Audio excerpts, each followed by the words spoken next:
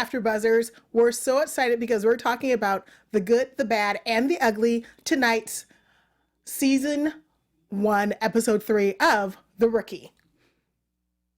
You're tuned in to AfterBuzz TV, the ESPN of TV talk. Now, let the buzz begin. We are so... Oh.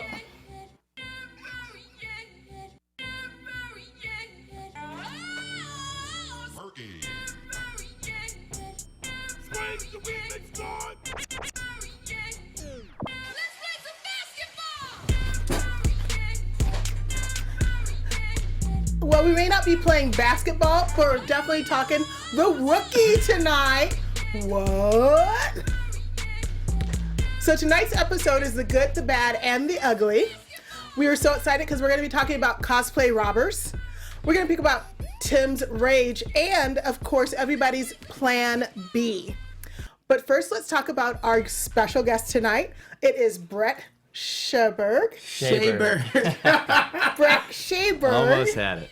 Close. And, of course, my other co-host, who is... Chaos J all day, every day. What's up, everybody? Let's go. Well, we have a lot to talk about. The first thing I want to talk about is robbery. Oh, what did you think about tonight's episode? I thought it was really good. There was a lot of emotion in this episode, and I'm all here for it. So I feel like it. I don't know if I necessarily want to say it was all heart, but it had a lot of heart. It was just an overall, it was a good episode. And, they brought the action as, they have in the, for the previous two episodes. So overall, yeah, I'm in. What did you think about it, Brett? I really enjoyed it. It's, like he said, it did have a lot of heart in it. It explored some very relevant topics for, I think, any career choice of, like, do you have a plan B? And are people inherently good, or is there, like, black and white? Is there a gray area? Whatnot. So are they just douchebags and they're good when it's convenient?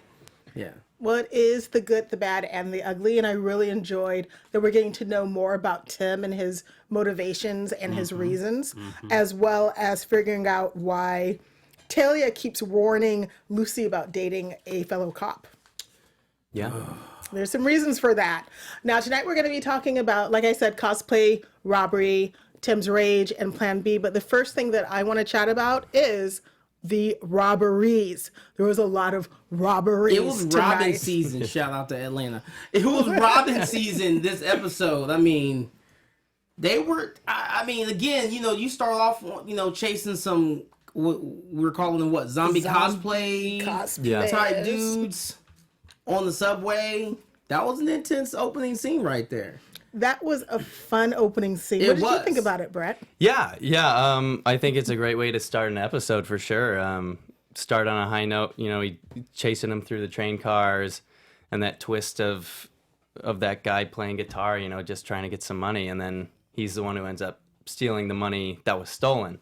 But that was a great way to start the episode. And LA is really expensive. If someone dropped a big bag of money in front of you, what would be your impulse, guys? Okay, so I like to think that I'm a pretty good dude. I think my moral compass is on point. But I'm not gonna lie.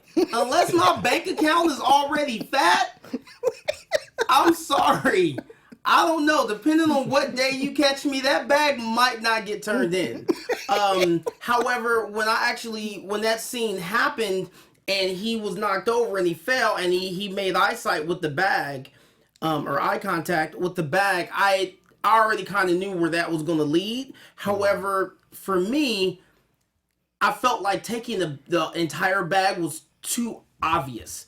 I would have just grabbed like a bundle or two, shoved it in my shirt, and then kept it moving. What about you? Yeah, I make it a point to do my best to return things if I know someone specifically lost it. I've returned as few as like $1 just because I think that's the right thing to do. So I think, especially with a big bag of money right there, cops right there, especially of like, right. like I like to respect their authority, and obviously a big bag of money is gonna look a little suspicious if I'm walking away with it. But however, let me add this now, because y'all like chaos is a thug. Okay, so if I'm in that exact same situation and there's police, then yes, I'm not taking the bag. Okay, I'm not dumb. And like I said, on the right day, I'm turning the bag in, and and I'm crossing my fingers that the rightful owner gets their money back. But I'm saying, Brett, you haven't eaten in like 2 or 3 days, bro. You're starving. Like, you have nowhere to stay. The water's turned off. The water is turned off. Like, I'm just saying that money could help out. You wouldn't have to eat ramen noodles or beg for change. I'm not saying to do the wrong thing. Obviously, I'm just saying, hey, sometimes it's not always black and white. There's a little gray area, which you already mentioned. And if you're hungry and broke, that gray area is looking a little appealing. It was a little tough, and I have to say it was kind of Nolan's fault because he did not secure the money again. Again, he doesn't seem to follow the rules. Oh, he's making a lot of rookie mistakes, but again, he's a rookie, so that's to be expected. Yeah, money, I probably would have grabbed that and I would have tased the guy. Right. But then I don't want to get on the ground, on the floor in the metro. I've ridden the metro in LA and I see who rides it. I'm not touching the ground. But it was a fun segment, which really turns into his moral belief, which we've seen every 3 episodes. He truly believes in the goodness of people. Even when, say, for instance, he didn't get a chance to meet her, a former USC basketball player blows out her knee and falls into a life of crime. Now, would you have made the same choices that she made? I sure hope not. Yeah, I don't know. It's really, an interesting subject to talk about of like, if these things happen to you, would you make the same choices as they did, or would you hope to be better or be better? I don't know. I always hope I would do the right thing. And hopefully that's not turned to a life of crime. Or steal large sums of money. Those are not large sums of money. The thing that kills me is these people are going to be doing real jail time for what sounds like $8,000, $3,000. In that bag, though? In that bag, it was way more than that. Really? I've never seen $8,000 cash, so I don't know what it looks like. No, it was definitely more than that. Okay, so for my 2 cents, is it my turn for my 2 cents? Yes, it is. Okay, thank you. All right, so my 2 cents, I can make jokes, but in reality, I've already dealt with a lot of different situations personally in my life where I could have gone left, I could have gone left, and I chose not to go left. I chose to stay on the right path. And just I'm like the hustle man, but I'm not from the 5th flow. I always have a hustle. I will always be able to. I'm confident that I'm always able to find a hustle legally to make ends meet and put things together. But I'm not gonna lie. I understand that not everyone has that ingenuity. Not everyone has that level of creativity to think outside the box, or the resources to do so. Again, not justifying any kind of crime, but I'm simply saying I can understand, given that situation, you're hungry, you need certain basics, you need basic necessities just to be able to survive. And when you can't acquire those basic necessities, sometimes you're put in a state of desperation where you do things that aren't of your normal character, but it's like, man, like I ain't eaten in a week. I'm tired. Like, I can't sleep at night because I don't want someone to rob me or do something else to me because I'm sleeping on the streets. So, I'm not saying this right. I'm just saying I understand.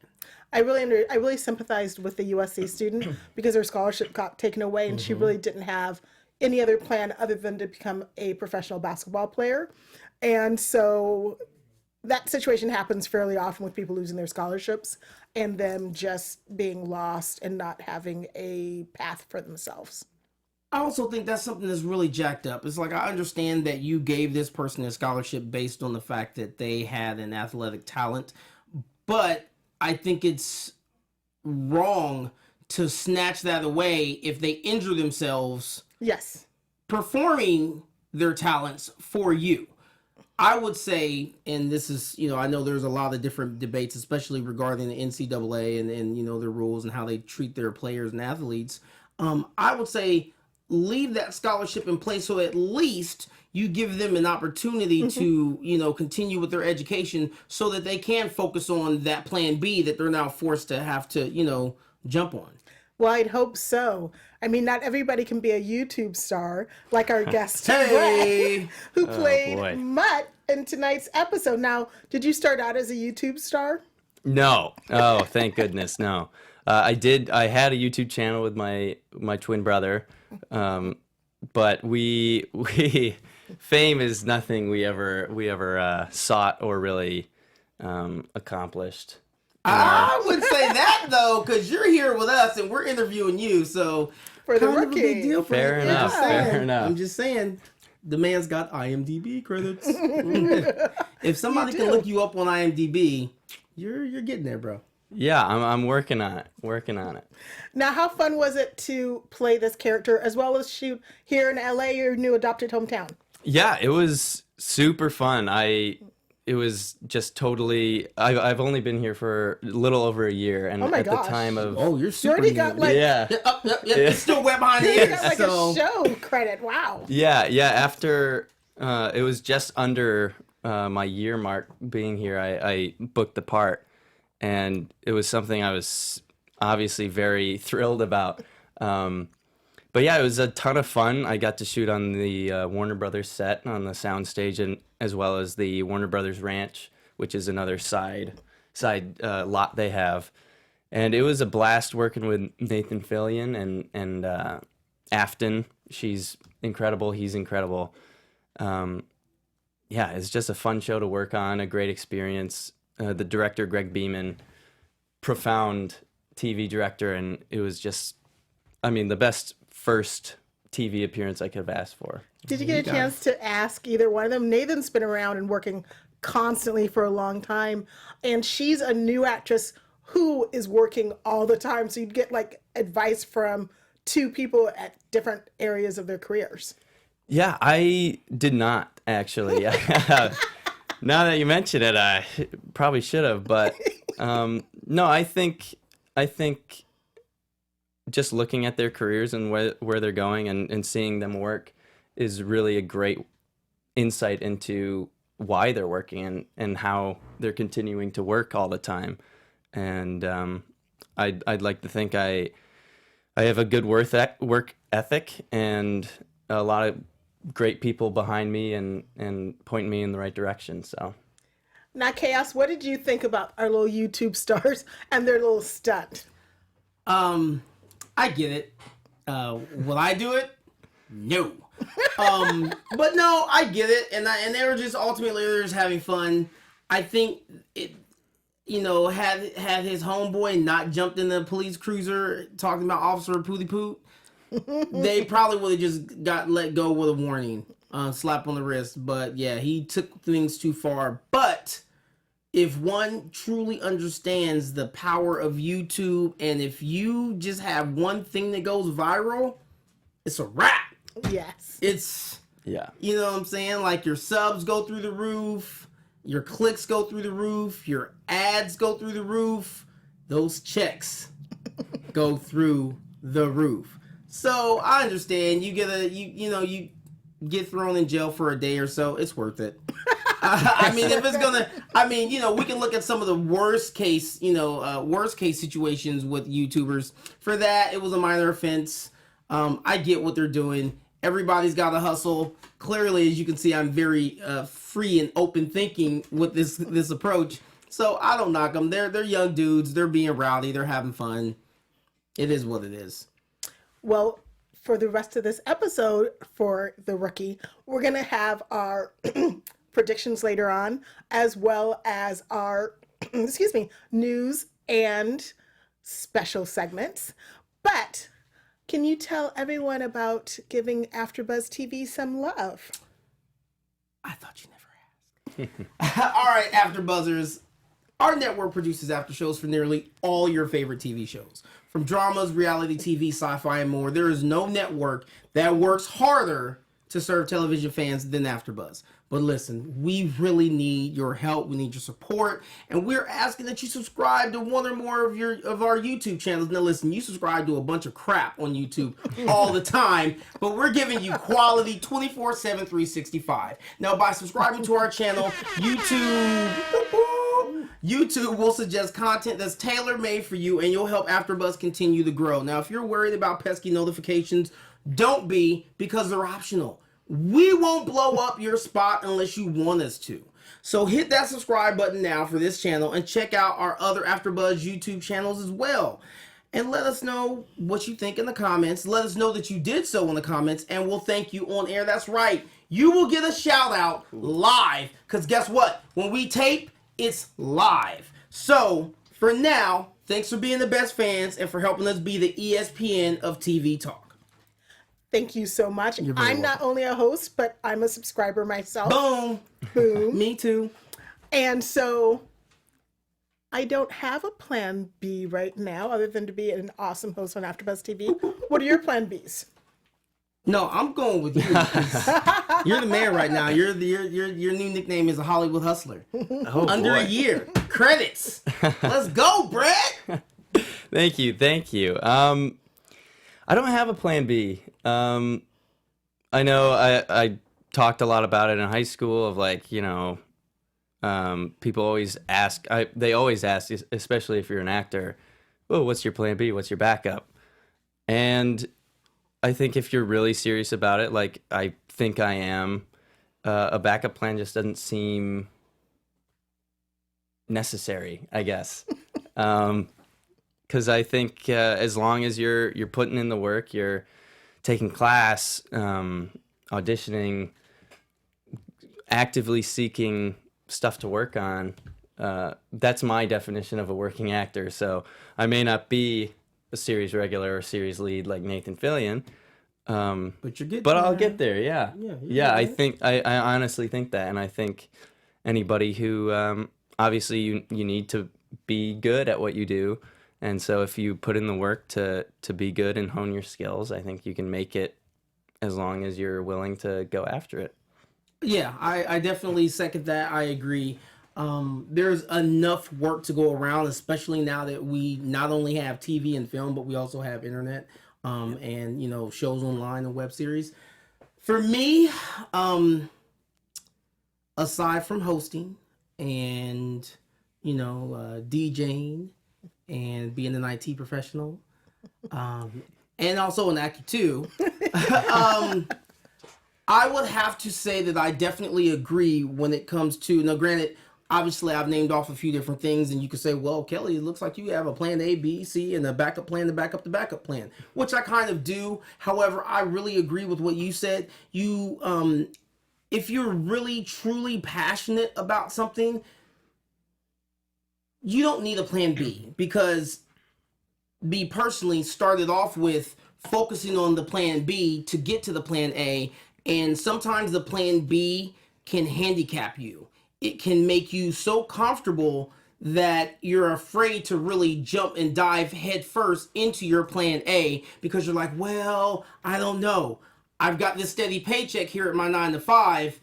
I don't know if I'm going to have a steady paycheck doing this acting thing or doing this DJ thing or whatever else your thing is. So for me, if you're really, really passionate, head first, like him. Go head first. There's nothing wrong with having a backup plan. That is a smart way to go. But if we're talking about heart and passion, I say go for broke.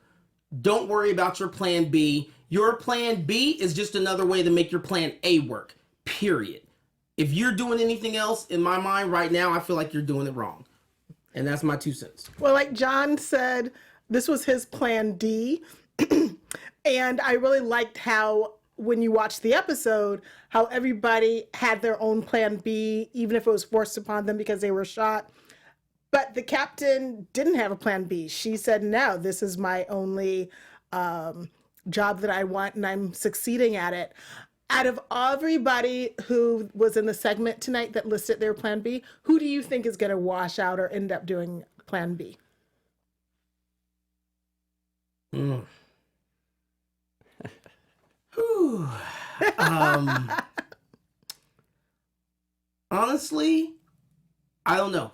I'm not even going to try and I'm not even going to BS. I do not know, because I know that the way things are they're leading us to believe, even from predictions for next, or the preview for next week, or not, the next episode, not next week, but the next episode. I feel like they want us to believe that it is, give me his name as Titus, but give West. me West. Officer West, yeah. Officer West or Boot West. I feel like they want us to think that it's going to be him, but I don't think it's going to be him. He's definitely got some roadblocks. He's got some obstacles that he's got to overcome internally, but I don't think it's going to be him. So therefore, I don't know who is going to be. Yeah, I don't.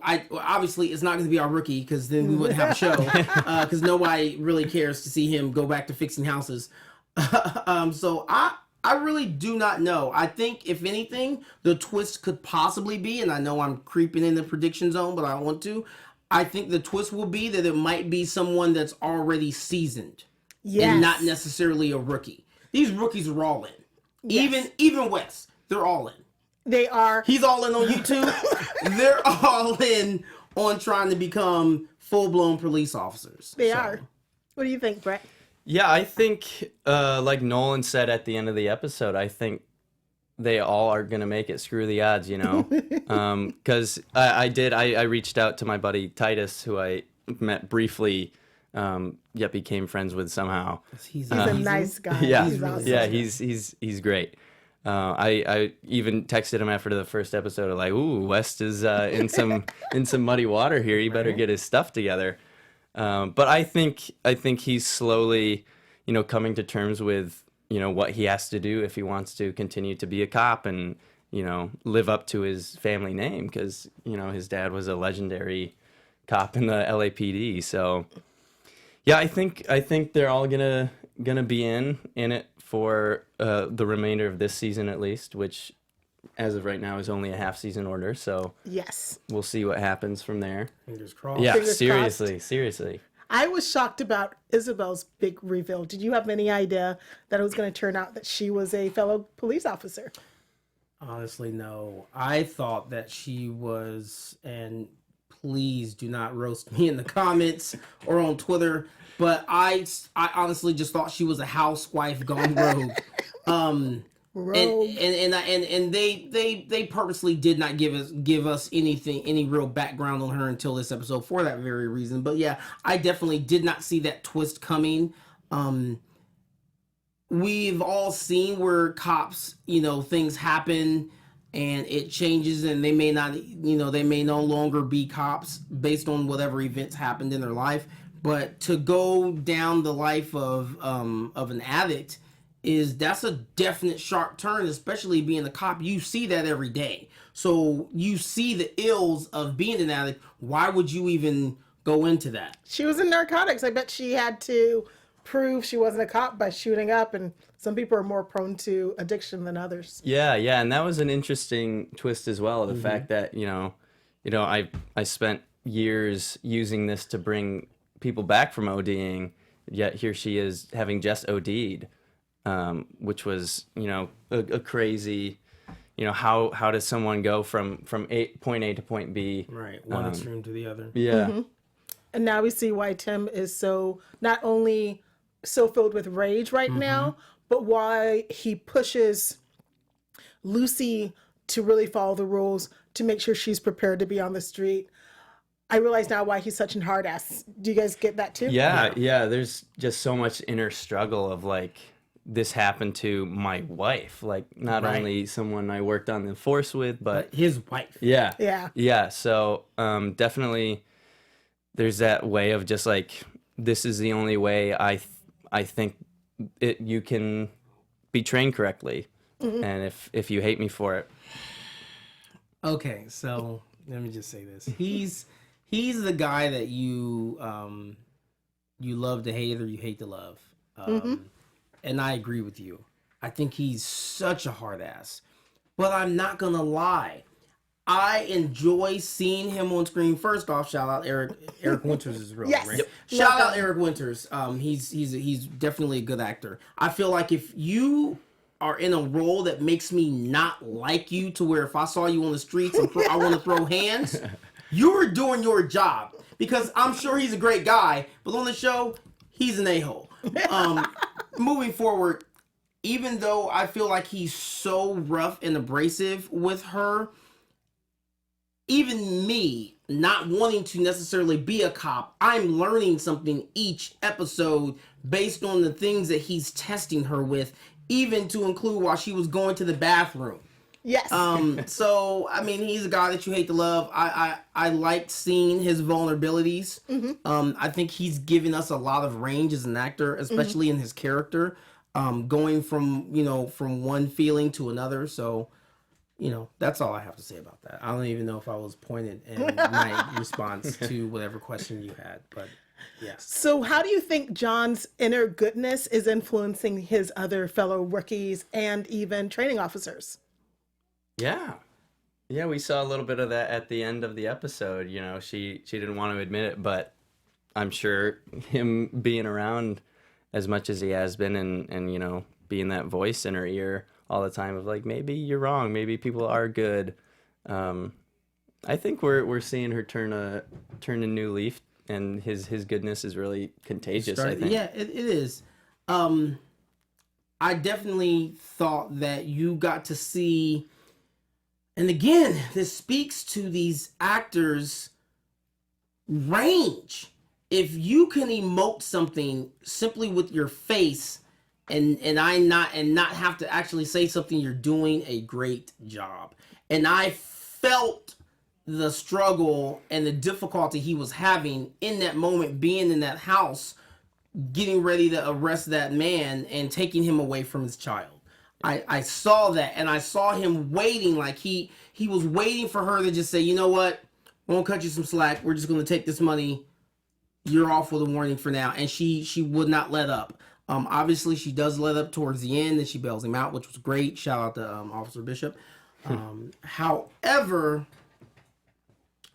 I think given the job that they have to do, and the odds are always against them, you have to be 5 steps ahead, and you don't really have a chance to second guess. You have to just go in and know, like, okay, I'm doing this, I'm dealing with this kind of a person because they're committing this kind of a crime, I have to act accordingly. And I feel like they have to put those people's feelings and whether or not they're good gone bad to the side. That has to get put on the back burner. Because they have to make split-second decisions that can mean life or death for them and or other people around them. And I appreciate that he is able to bring some emotion and consideration and feeling back to the job and back to their day-to-day interactions with people in their community. But I understand her standpoint and her viewpoint, because you don't want to be too naive and think that, no, they didn't really mean to do that, because as evidence, they will put a gun to your face. Yes. But I do like that, he's having a little bit of influence on her. I like that their relationship is getting a little tighter. She doesn't want to call him her partner. I hope that they end up being partners, however.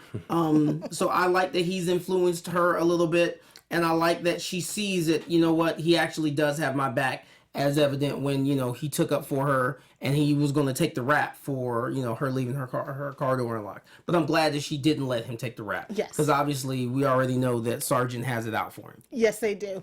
Now, for our special segment, what was your favorite takedown from tonight's episode? Brett? As in, like, physical takedown? Yeah. I think the very end with Lucy and Lucy Chen and her training officer, his name is escaping me. Bradford. Bradford. Yes, Tim. Yeah, that little bit there of like, yeah, you passed your test, get up there. That was hilarious. Yeah. From the top of the semi-truck. Yeah, when he's like, yeah, what do you want? You want an applause? Get down here. Yeah, that point of just like, you know what, I'm gonna let up, but I'm not gonna not going to give you the satisfaction of actually smiling and letting you know I approve of what you yeah. do. And yours? My takedown would probably be close to the beginning where it was Wes and I can't remember her name. She's fine though. Officer Fine, his partner. You mean Lucy Chen? Because it wasn't Chen. It was Titus's Diaz? partner. Yes. Okay, yeah. Yes. So that moment where he goes to pull out his gun and realizes that he was given a plastic gun, that was kind of funny and humorous. However, you see that he is, I don't want to say he's trying to overcompensate. He's still trying to redeem himself. Although I thought he did an excellent job, episode 2, redeeming himself. He still does have a lot to make up for. And you saw him kick into overdrive to tackle that basketball player. And I thought he did a good job. So that for me was my favorite takedown. You know, I thought he's really trying to prove himself. And a quick news and gossip. Oh.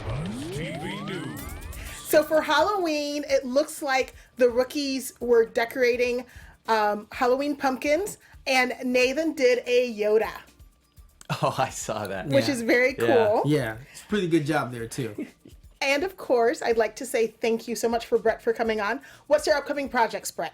Yeah, so I've got a short film that is should be hitting festivals soon. It's called Escape Room. It's a horror thriller short film. Oh snap! Yeah, and then I've got a music video, a Sam Martin music video coming out. It's for his debut album, and it should be rolling out little snippets till the end of the year, and then should be dropping top of year. Double H, Hollywood Hustler, right here. You heard it. You are a hustler. Well, thank you again for coming on tonight. And of course, if we want to find you on social media, how will we find you, Brett? Yeah, you guys can find me on Instagram at brett.schaberg. That's SCHABERG. And then on Twitter at brett-schaberg. And All right, and if you don't know, I'm gonna let you know. Twitter, ChaosJ, KAOSJ. Instagram, Chaos_Jones31, 31Y, because we're giving you 31 flavors of waviness, 24/7, 365. And of course, don't forget everybody to subscribe to AfterBuzz TV dramas, sci-fi, comedy, reality. You can find me, Cher_LA, on Twitter and Instagram, and of course on the other 2 shows that I'm co-hosting on, Supernatural on Thursday nights and Midnight Texas on Sundays. Thank you so much for watching us, and don't forget to subscribe so you can watch us every Tuesday talking about The Rookie. Where else would Do you rather it. be? Nowhere Exactly. with us. Our founder, Kevin Undergaro, Phil Svitek, and me, Maria Menounos, would like to thank you for tuning in to AfterBuzz TV. Remember, we're not just the first, we're the biggest in the world, and we're the only destination for all your favorite TV shows. Whatever you crave, we've got it. So go to AfterBuzzTV.com and check out our lineup. Buzz you later. The views expressed herein are those of the host only and do not necessarily reflect the views of AfterBuzz TV or its owners or principals.